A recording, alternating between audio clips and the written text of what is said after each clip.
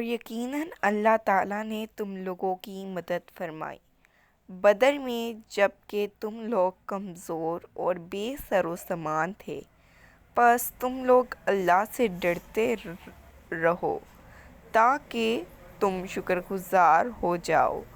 جنگ بدر حق و باطل کا عظیم معرکہ جس میں فرشتے زمین پر اترے اور مسلمانوں کی مدد کی۔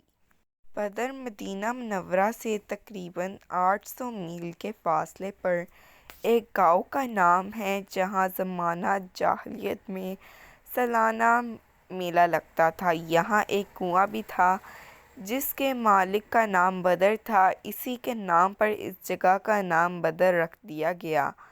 اسی مقام پر جنگ بدر کا عظیم معرکہ ہوا جس میں کفار قریش اور مسلمانوں کے درمیان سخت خون ریزی ہوئی اور مسلمانوں کو وہ عظیم الشان فتح مبین نصیب ہوئی جس کے بعد اسلام کی عزت و حرمت کا پرچم انتہائی سربلند ہو گیا اور کفار قریش کی نام نہاد عظمت و شوکت بالکل ہی خاک میں مل گئی۔ قرآن پاک میں یوم الفرقان کے نام سے جنگ بدر کا تذکرہ موجود ہے۔ قرآن مجید کی سورہ انفال میں تفصیل کے ساتھ اور دوسری سورتوں میں اللہ تعالیٰ نے اجمل بار بار اس معرکہ کا ذکر فرمایا۔ اللہ تعالیٰ کا قرآن مجید میں ارشاد ہے، وَلَقَدْ نَصَرَكُمُ اللَّهُ بِبَدْرٍ وَأَنْتُمْ أَذِلَّةٌ فَاتَّقُوا اللَّهَ لَعَلَّكُمْ تَشْكُرُونَ۔ اور یقیناً اللہ تعالیٰ نے تم لوگوں کی مدد فرمائی بدر میں جب کہ تم لوگ کمزور اور بے سر و سامان تھے، بس تم لوگ اللہ سے ڈرتے رہو تاکہ تم شکر گزار ہو جاؤ۔ مسلمان اور کفار کے لشکروں کا موازنہ۔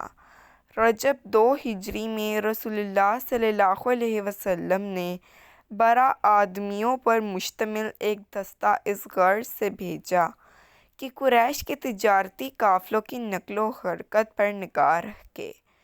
اتفاق سے ایک قریشی قافلہ مل گیا اور دونوں گروہ کی جھڑپ ہو گئی، جس میں قریش مکہ کا ایک شخص عمر بن حضرہ مقتول ہوا اور 2 گرفتار ہوئے۔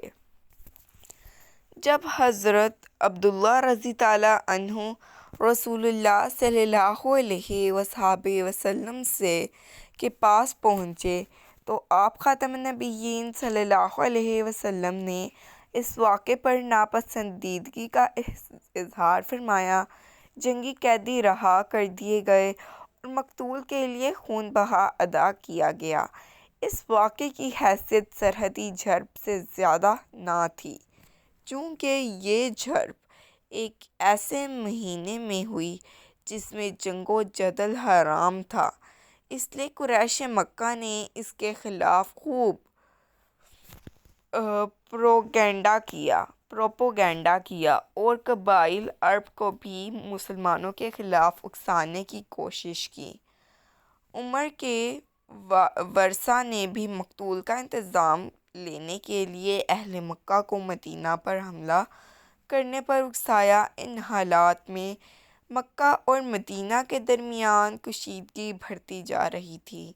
اس حوالے سے یہ واقعہ بھی قابل ذکر ہے کہ ایک مکی سردار قرظ بن جابر فہری نے مدینہ کے باہر مسلمانوں کی ایک چراگاہ پر حملہ کر کے رسول اللہ صلی اللہ علیہ وآلہ وسلم کے مویشی لوٹ لیے۔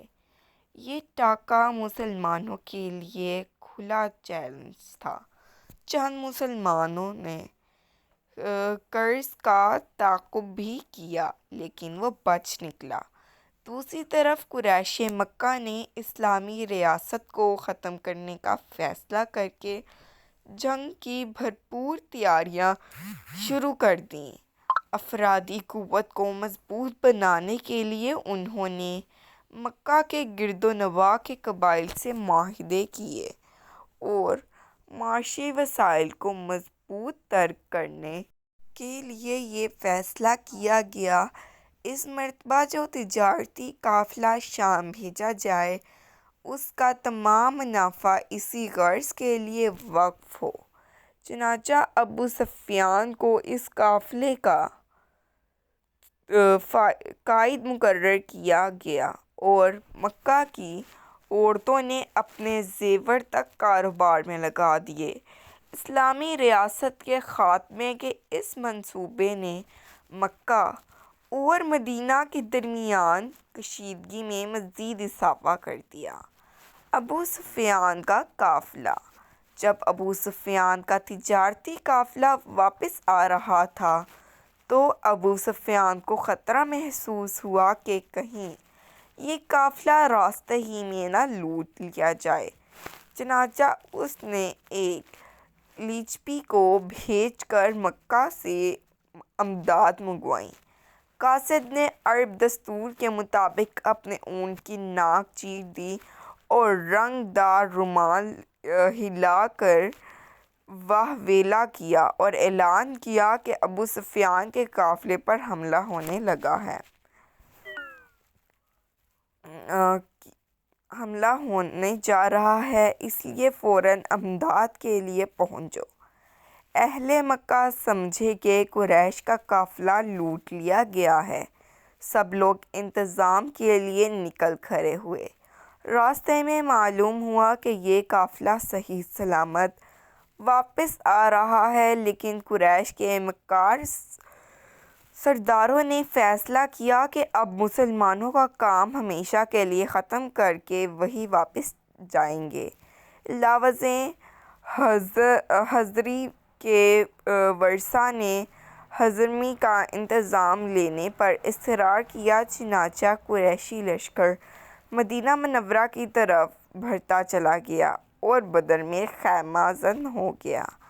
مسلمانوں کے ذوق شہادت کا یہ عالم تھا کہ ایک نوعمر صحابی حضرت عمیر بن ابی وقاص رضی اللہ عنہ اس خیال سے چھپتے پھرتے تھے کہ کہیں کم عمر ہونے کی وجہ سے واپس نہ بھیج دیے جائیں۔